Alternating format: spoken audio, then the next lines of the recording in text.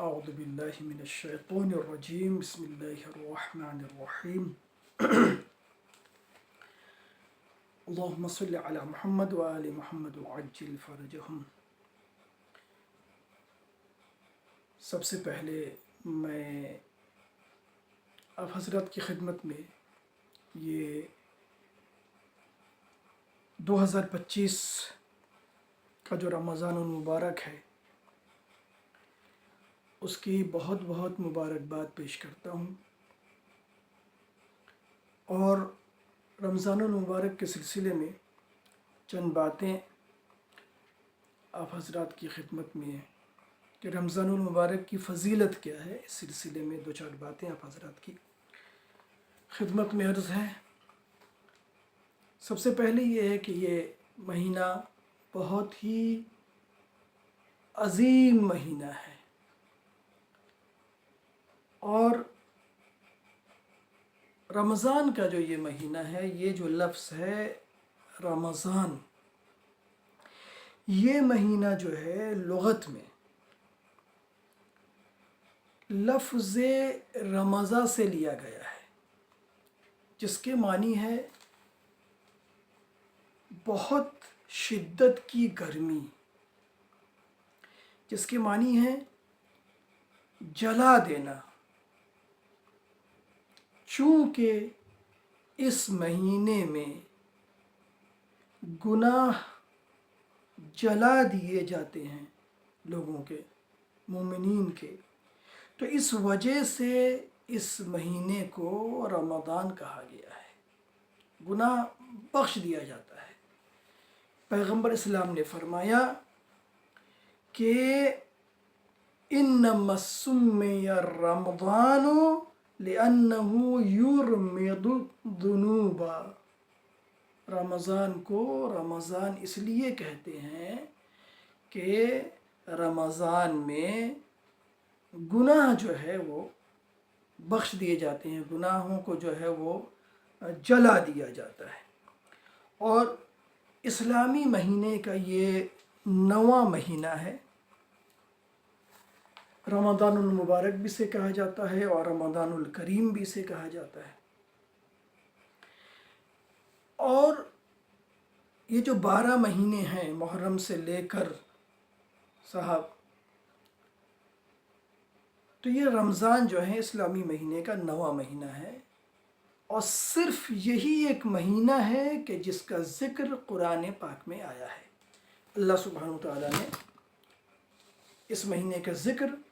قرآن پاک میں کیا ہے۔ رمضان کی بہت ساری فضیلتیں ہیں، لہٰذا ارشاد ہو رہا ہے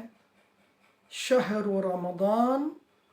الذی انزل فیہ القرآن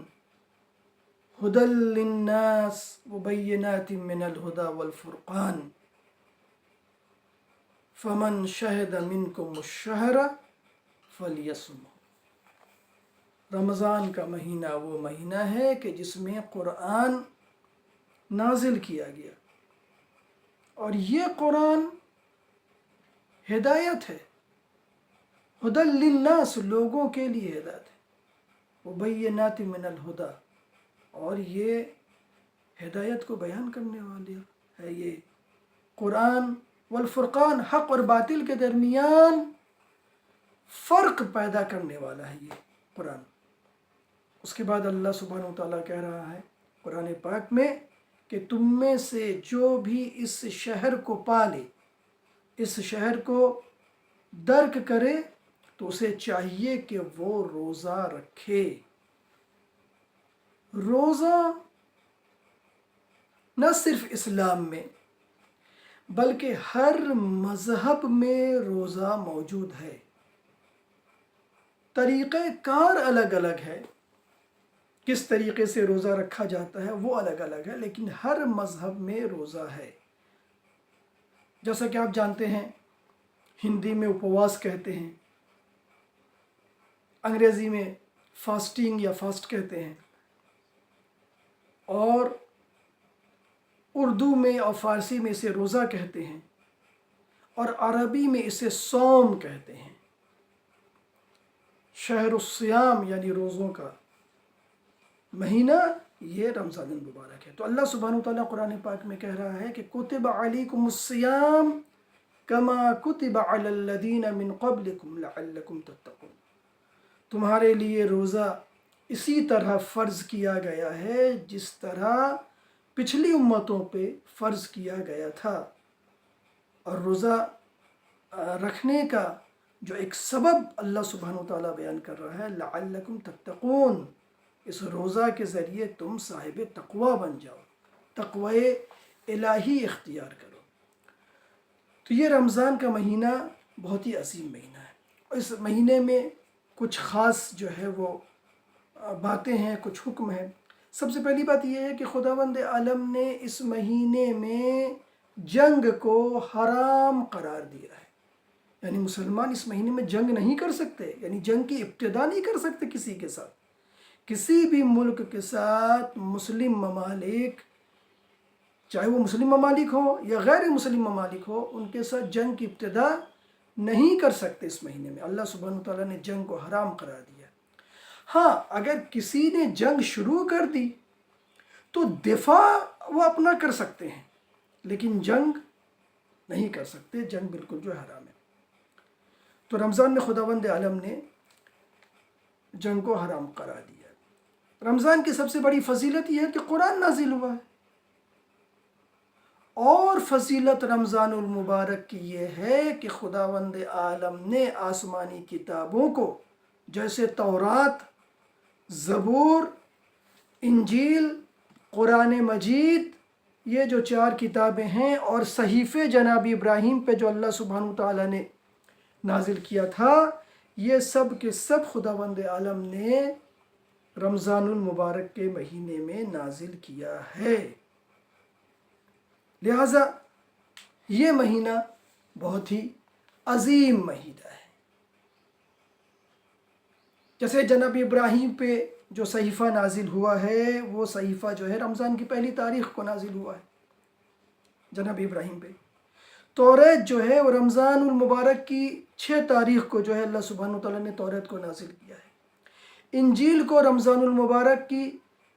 13ویں تاریخ کو اللہ سبحانہ وتعالیٰ نے نازل فرمایا، اور اسی طریقے سے اللہ سبحانہ وتعالیٰ نے 18 تاریخ کو رمضان المبارک کی زبور کو نازل فرمایا ہے، اور قرآن مجید کو اللہ سبحانہ وتعالیٰ نے نازل فرمایا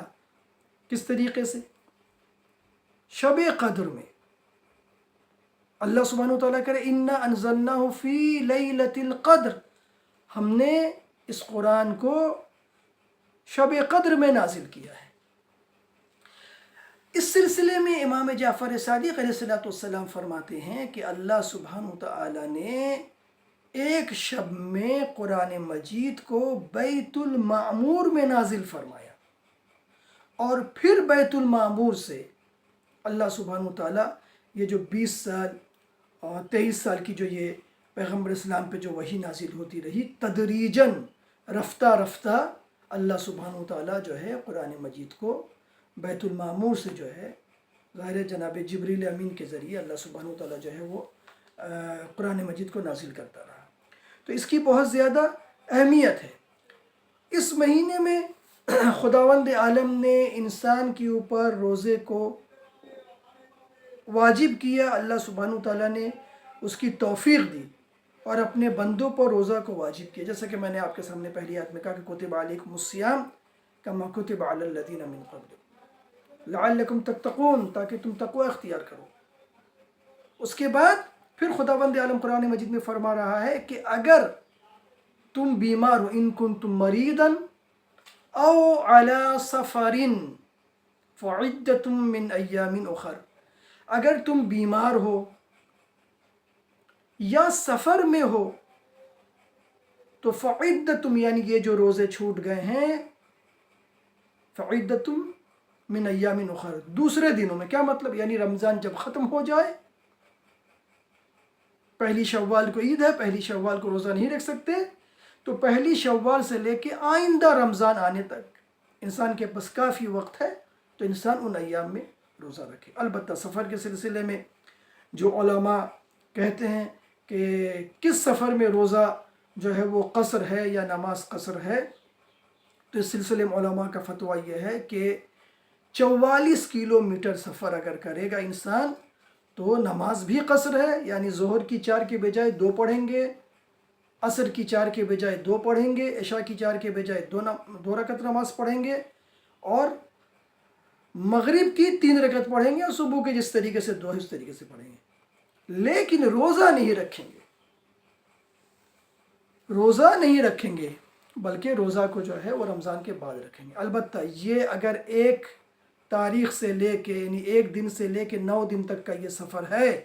تو روزہ نہیں رکھیں گے، لیکن اگر 10 دن کے ارادے سے جا رہے ہیں، 10 دن وہیں پہ ٹھہرنا ہے، تو پھر انسان وہاں پہ قصر نہیں کرے گا روزے کو، بلکہ روزہ وہ رکھے گا اور نماز بھی جو ہے وہ پوری طریقے سے پڑھے گا۔ رمضان کی فضیلت کے لیے سب سے زیادہ اہمیت اس بات کی ہے کہ اللہ سبحانہ وتعالیٰ نے اس میں شب قدر دیا ہے۔ سبحان اللہ، انا انزلناہ فی لیلۃ القدر، اللہ سبحانہ وتعالیٰ کہہ رہے ہیں کہ میں نے شب قدر میں قرآن پاک کو نازل فرمایا، اور یہ شب قدر میں آپ حضرات جس طریقے سے جانتے ہیں کہ خاص اعمال ہیں اس شب میں، اور پھر رمضان کی عظمت میں کہ جبریل امین آتے ہیں، مقدرات کو پورے سال کا جو ہے وہ لکھتے ہیں، اور رزق تقسیم ہوتا ہے۔ رمضان کی فضیلت یہ ہے کہ رمضان المبارک میں اللہ سبحانہ وتعالیٰ رحمت کے سارے دروازے کو کھول دیتا ہے، جنت کے دروازے کھل جاتے ہیں،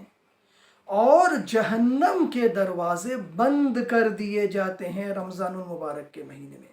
شیطان کو قید کر دیا جاتا ہے رمضان المبارک کے مہینے میں۔ تو یہ مہینہ رحمتوں کا مہینہ ہے، برکتوں کا مہینہ ہے۔ پیغمبر اسلام نے شعبان کے آخری جمعے میں غالباً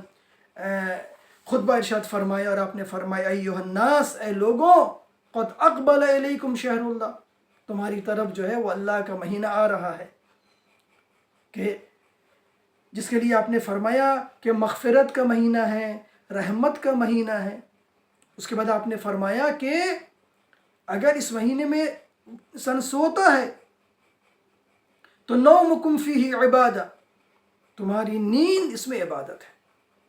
یہ جو سانسیں لیتے ہیں رمضان کے مہینے میں، یہ تسبیح کا ثواب ملتا ہے روزے دار کو۔ روزہ اللہ سبحانہ تعالیٰ نے واجب کیا تاکہ تقوی الہی انسان اختیار کرے۔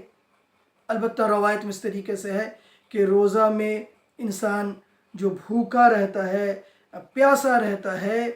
تاکہ قیامت کے دن بھوک کو، پیاس کی شدت کو انسان احساس کر سکے، اس وجہ سے جو ہے وہ روزے میں جو ہے ہم رکھتے ہیں، اور روزے جو ہیں، اور دوسری بات یہ کہ جو روزہ ہم رکھتے ہیں صبح کی اذان سے لے کر مغرب کی اذان تک نہیں کھاتے نہیں پیتے، امساک کرتے ہیں، یعنی کھانا پینا صبح کی اذان سے لے کے مغرب کی اذان تک بالکل ممنوع۔ لیکن آیا صرف بھوکا رہنا، پیاسا رہنا یہی روزہ ہے؟ نہیں، بھوکا اور پیاسا رہنا صرف روزہ نہیں ہے، بلکہ ایک شرط یہ ہے کہ انسان نہیں کھائے گا، انسان نہیں پیے گا،